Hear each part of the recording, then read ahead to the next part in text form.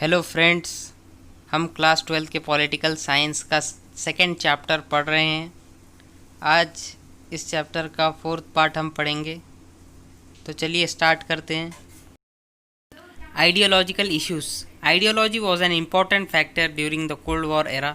Countries used to be classified as socialist or communist on the one hand and capitalist or free democracies on the other. Soviet Union, East Europe and China were grouped as the socialist world, while West Europe and North America was the capitalist bloc. Ideology and the economic systems were well connected. While ideology was a political feature, the economic system followed by the countries depended upon the ideology of that country. For example, the countries of Eastern Europe had followed the socialist ideology and had socialist economic systems where the government or the public sector was most important. Western European countries followed the capitalist ideology, hence their economic system was also capitalist in nature. In these countries, the private sector played an important role in the economy. During this period, countries like India were democratic socialist. This meant that they combined the ideologies of socialism and capitalism as per their requirement. Consequently, India had a mixed economic system. This meant that both the public and private sector played an important role in the economic system. Cold war के दौरान ideology एक important factor थी। Countries को उनकी ideology के basis पर उन्हें classify किया जाता था कि वो कम्युनिस्ट है या फिर कैपिटलिस्ट। कम्युनिज़म को जो कंट्रीज़ फॉलो करती थी वो कम्युनिस्ट थी, और जो कैपिटलिज़म को कंट्रीज़ फॉलो करती थी वो कैपिटलिस्ट थी। कोल्ड वॉर के दौरान जो कंट्रीज़ कम्युनिज़म को फॉलो करती थी वो सोशलिस्ट वर्ल्ड में थी। कंट्रीज़ जैसे कि यूएसएसआर, ईस्ट यूरोपियन कंट्रीज़ और चाइना सोशलिस्ट वर्ल्ड में थी। वही दूसरी तरफ नॉर्थ अमेरिका और वेस्ट यूरोपियन कंट्रीज़ जो कैपिटलिज्म को फॉलो करती थी वो कंट्रीज़ कैपिटलिस्ट ब्लॉक में थी। कोल्ड वॉर के दौरान इकोनॉमिक सिस्टम और आइडियोलॉजी आपस में जुड़ी हुई थी। क्योंकि आइडियोलॉजी एक पॉलिटिकल फीचर है, इसलिए जो कंट्रीज़ जो इकोनॉमिक सिस्टम फॉलो करती थी वो उनके आइडियोलॉजी पर डिपेंड करती थी। For example, east European countries socialist system को फॉलो करती थी, इसीलिए उनका इकोनॉमिक सिस्टम सोशलिस्ट था। मतलब कि उनके इकोनॉमिक सिस्टम में गवर्नमेंट या फिर पब्लिक सेक्टर सबसे ज़्यादा इम्पोर्टेंट था। वही दूसरी तरफ वेस्ट यूरोपियन कंट्रीज़ जो कैपिटलिज्म को फॉलो करती थी, इसलिए उनका इकोनॉमिक सिस्टम भी कैपिटलिस्टिक था। मतलब कि उनके इकोनॉमिक सिस्टम में प्राइवेट सेक्टर का एक बहुत बड़ा हाथ था।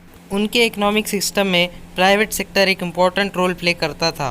कोल्ड वॉर के पीरियड में इंडिया जैसी कंट्रीज़ की आइडियोलॉजी डेमोक्रेटिक सोशलिस्ट की थी। मतलब कि इंडिया ने सोशलिज्म और कैपिटलिज्म की आइडियोलॉजी को अपनी ज़रूरत के हिसाब से कंबाइन कर दिया। कॉन्सिक्वेंटली इंडिया के पास एक मिक्स्ड इकोनॉमिक सिस्टम है। मतलब कि वो इकोनॉमिक सिस्टम जिसमें पब्लिक सेक्टर और प्राइवेट सेक्टर दोनों एक इम्पॉर्टेंट रोल प्ले करते हैं। चलिए आगे देखते हैं। Today in the era of globalization there appears to be only one dominant ideological and economic system. This is described as market economy. But all countries do not follow the same kind of market economic system. The nature of market economy is determined by the ideology of that country. Let us take some examples. The United States is considered a capitalist market economy because it combines the capitalist system of economy with market economics. Western European countries are described as welfare market economies because their political system is that of a welfare state. China is described as having a socialist market economy. China is a socialist state, but its economic system changed in the 1990s and became a market economic system. In India, we do not use the word market economics. We describe the Indian system as economic liberalism. आज globalisation के time में सिर्फ एक ही dominant ideological और economic system नज़र आता है, वो है मार्केट इकोनॉमी। बट सारे कंट्रीज़ एक ही मार्केट इकोनॉमिक सिस्टम को फॉलो नहीं करते। मार्केट इकोनॉमी का नेचर उस कंट्री की आइडियोलॉजी ही डिटरमाइन करती है। कुछ एग्जांपल्स लेते हैं, जैसे कि यूनाइटेड स्टेट्स ऑफ अमेरिका को कैपिटलिस्ट मार्केट इकोनॉमी कहा जाता है क्योंकि यूनाइटेड स्टेट्स ने अपनी मार्केट इकोनॉमिक्स के साथ कैपिटलिस्ट सिस्टम को कंबाइन कर दिया है। वेस्ट यूरोपियन कंट्रीज़ को वेलफेयर मार्केट इकोनॉमीज कहा जाता है क्योंकि वेस्ट यूरोपियन कंट्रीज़ का पॉलिटिकल सिस्टम वेलफेयर स्टेट का है। वेलफेयर स्टेट का मतलब है स्टेट के डेवलपमेंट या कल्याण के लिए। चाइना को सोशलिस्ट मार्केट इकोनॉमी कहा जाता है। चाइना एक सोशलिस्ट स्टेट है लेकिन चाइना की इकोनॉमी चेंज हो गई है। 1990s में ही चाइना की इकोनॉमिक सिस्टम चेंज हो गई है और चाइना की इकोनॉमी अब एक मार्केट इकोनॉमी बन गई है।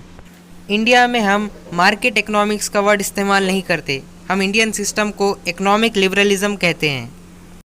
चलिए आगे देखते हैं। Technology.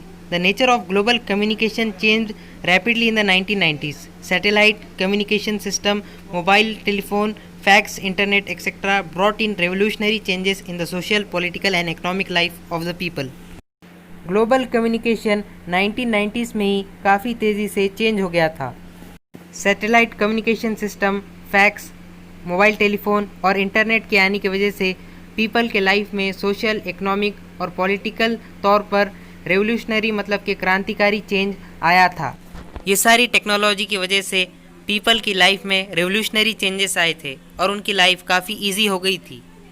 Let us see the manner in which media changed in India. In 1990, CNN came into India. Until the coming in of a foreign channel, Doordarshan was the only TV broadcaster in India. In Maharashtra, for example, we saw only two channels, Mumbai and Delhi Doordarshan. Within a span of a decade, the Indian TV network had several channels that were both private and governmental.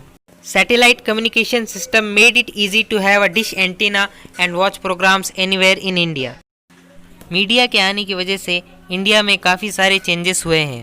1990 में CNN India में आया। CNN एक foreign channel था। उसके आने के पहले India में सिर्फ एक ही टीवी ब्रॉडकास्टर था, वो था दूरदर्शन। महाराष्ट्र में सिर्फ हम दो ही चैनल देख पाते थे, एक दिल्ली दूरदर्शन और दूसरा मुंबई दूरदर्शन। सिर्फ एक डिकेड के टाइम में ही इंडियन टीवी नेटवर्क में बहुत सारे गवर्नमेंट और प्राइवेट चैनल्स आ गए थे। सैटेलाइट कम्युनिकेशन सिस्टम की वजह से डिश एंटीना लगाना काफ़ी आसान हो गया था और इंडिया में कहीं पर भी प्रोग्राम इससे देखे जा सकते थे। Changes also took place in other means of communication. Earlier telephone connections were not available in all house holds. People would use the public telephones in the post or the telegraph office in case of emergencies. Long distance calls were done through a system of trunk calls. Later on, the government introduced the subscriber trunk dialing (STD). Today, we have mobile connectivity which is used by almost everybody.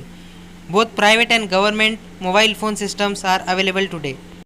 दूसरे means of communication में भी काफ़ी ज़्यादा changes आए हैं। पहले telephones नहीं हुआ करते थे, हर घर में टेलीफोन नहीं होता था, इसीलिए इमरजेंसीज़ में आपातकालीन टाइम में लोग पोस्ट ऑफिस का पब्लिक टेलीफोन इस्तेमाल करते थे या फिर टेलीग्राफ ऑफिस का इस्तेमाल करते थे। लॉन्ग डिस्टेंस के कॉल्स ट्रंक कॉल्स के एक सिस्टम के ज़रिए किए जाते थे।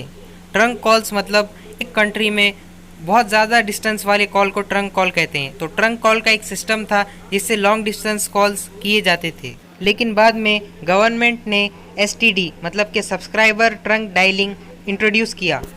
आज ऑलमोस्ट हर कोई मोबाइल कनेक्टिविटी का इस्तेमाल करता है। गवर्नमेंट और प्राइवेट दोनों मोबाइल फ़ोन सिस्टम्स आज अवेलेबल हैं। चलिए आगे देखते हैं। The internet revolution was perhaps the most important revolution in the field of technology. It became possible to connect to anyone in the world instantly.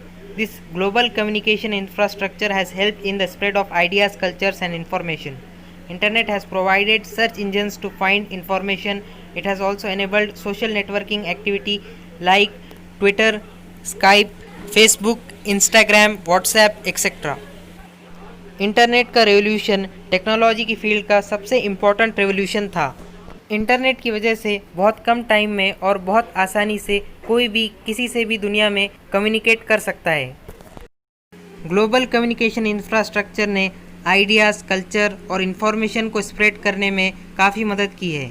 अगर कोई भी कोई इन्फॉर्मेशन सेंड करना चाहता है तो वो किसी भी सोशल नेटवर्किंग के ज़रिए कोई भी इन्फॉर्मेशन या आइडिया सेंड कर सकता है।